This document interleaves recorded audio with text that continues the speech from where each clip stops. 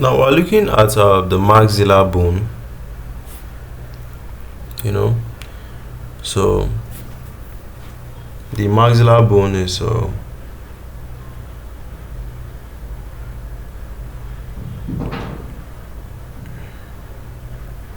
trying to look at the bone and also trying to look at the reason why we study this bone anatomy.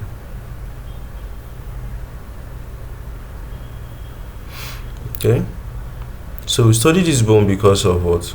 The cleft palate, maxillary fractures, facial traumas, and also sinus infections.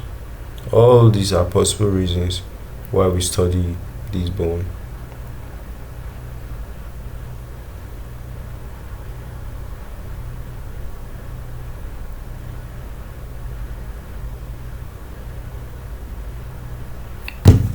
Okay, so what we have is as follows.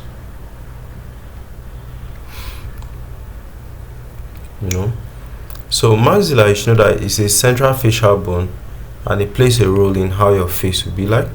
Of course, maxilla is this upper part of the mouth, so it plays a role in how your mouth is arranged, how the sinuses is arranged, how the speech, everything. Alright, so I'm trying to look at the cleft palate, which is basically a congenital defect, and this one, the palatal shelves, they fail to fuse. Normally it's different, so this one on this other side will come and join on with the one on this other side, but if they fail, you now see the curve, the demarcation there.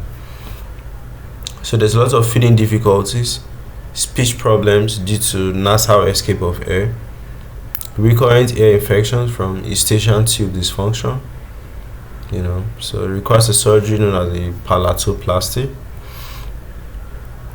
Then for the fractures, you can have maxillary fractures where you're having the left foot fractures, type 1, type 2, the rest.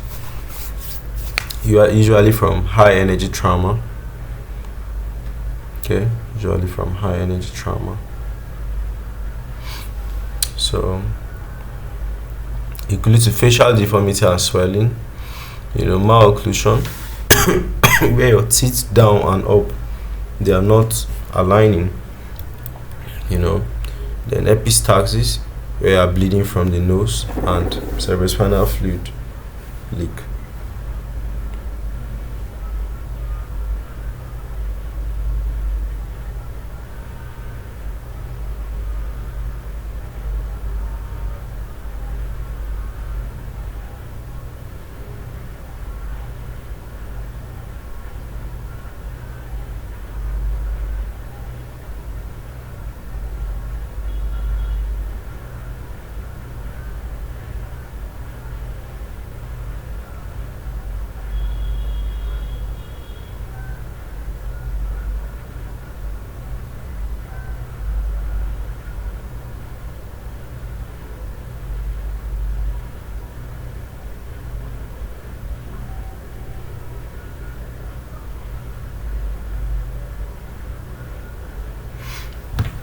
Okay, so you can actually compromise the airways, the vision, and also the cranial base stability.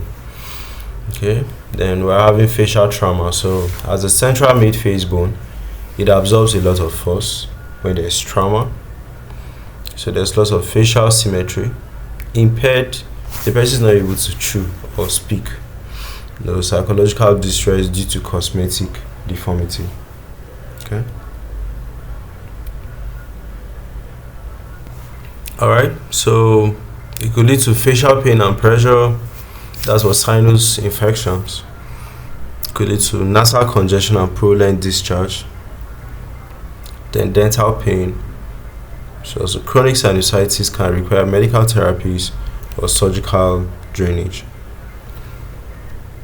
The sinusitis, kind of like a bacterial infection in the sinuses.